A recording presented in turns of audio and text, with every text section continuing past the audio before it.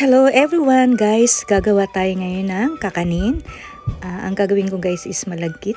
Gagawa tayo ng ube, biko. Isa ito guys na traditional food ng Pilipino lalo na sa pag may mga handaan. At ito guys maghanda tayo ng 2 cups of glutinous rice.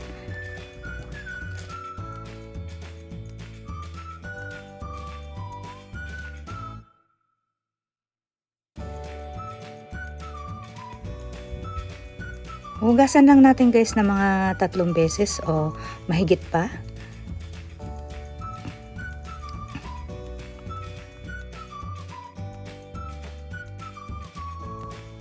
Ito guys, isasalang na natin sa ating kalan at isasaing natin siya.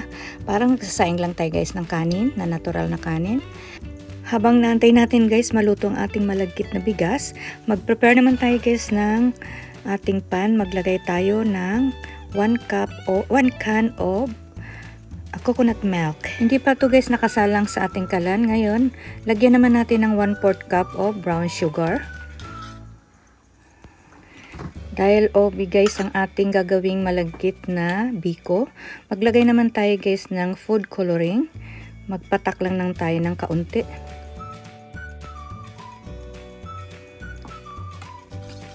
Then, ihahalo lang natin guys, imimix lang natin mabuti para mag-incorporate yung kulay sa ating gata. Then, isasalang na natin guys sa ating kalang. Na low medium heat lang ang ating apoy. Huwag masyadong malakas. At laging haluin lang.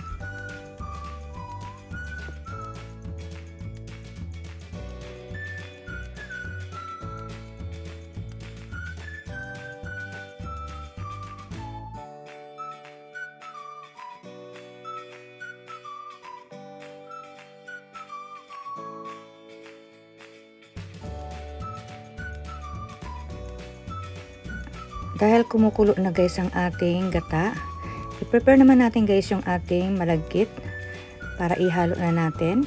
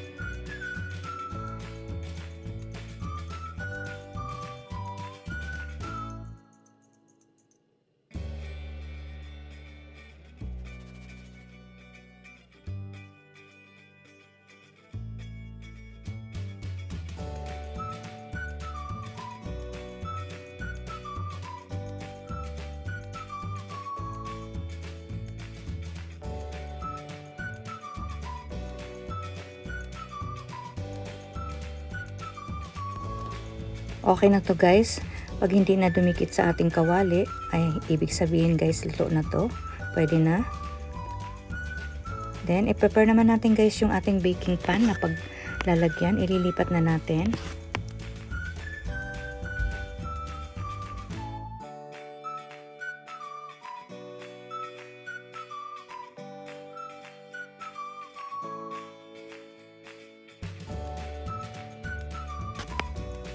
At ipa-flatten lang natin guys para pantay-pantay siya.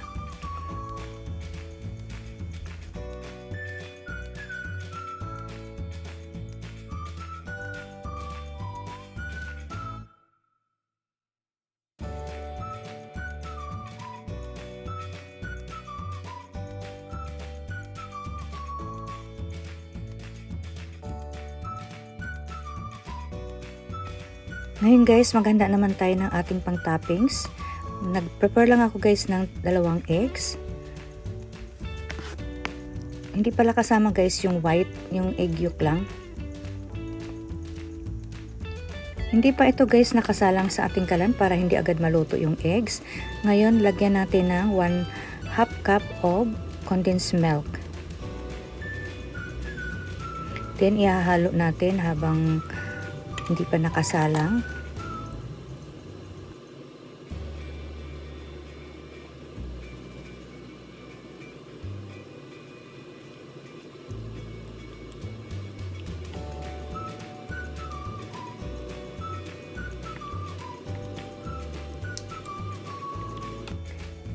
Salang na natin guys. Sa mahinang apoy lang guys. Haluin lang ng haluin.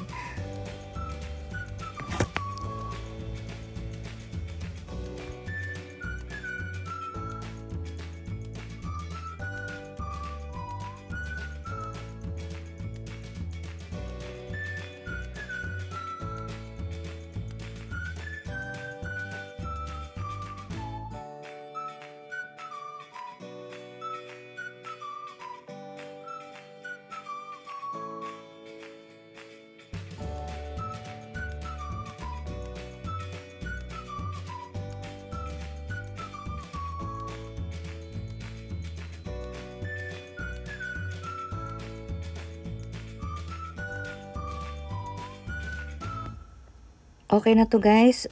Nakukuha na natin yung consistency niya. Then itoppings natin guys sa ibabaw ng ating biko. Pantay lang natin, i-spread out lang natin guys.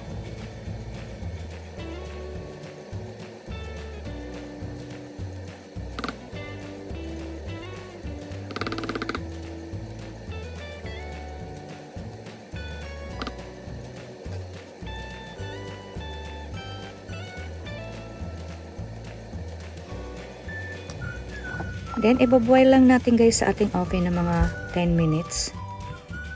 After 10 minutes guys, ito na siya. Slice na natin.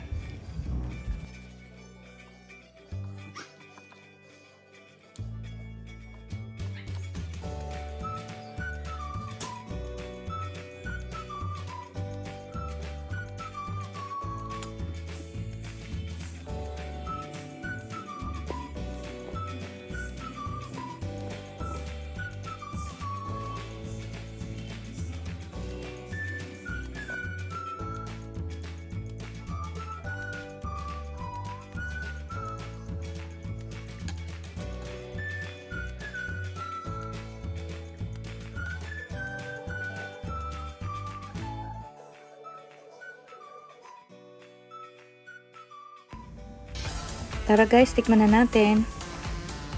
Thank you for watching guys.